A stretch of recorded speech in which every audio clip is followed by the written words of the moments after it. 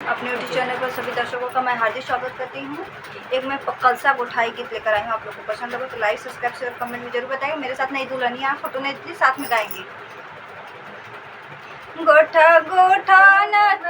रानी कलसा बीच मड़ुआ में, गोठा गोठा ननद रानी कलसा बीच मड़ुआ में, कहबू त ये ननदा हार दे देबो, कहबू त ये ननदा हार दे देबो, कह तू तो ये ननदा हार दे देबो, ऊपरा से सोनवा बतार बीच मड़ुआ में, ओको दे देब सोनरा बतार बीच मड़ुआ में, गोटा गोटा ननद रानी कलसा बीच मड़ुआ में, गोटा गोटा ननद रानी कलसा बीच मड़ुआ में, कहबू तो ये ननदा फ्रिज दे देबो, कहबू तो ये ननदा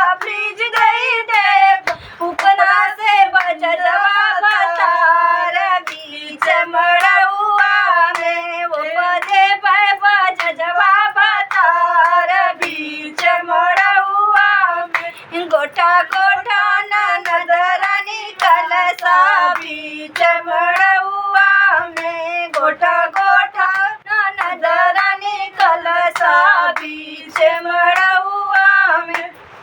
कहबू तो ये ननदा गाय दे देबो, कहबू तो ये ननदा गाय दे देबो, ऊपरा से सड़वा बतार बीच मड़ुआ में, दे कहबू तो ये ननदा गाय दे देबो, कहबू तो ये ननदा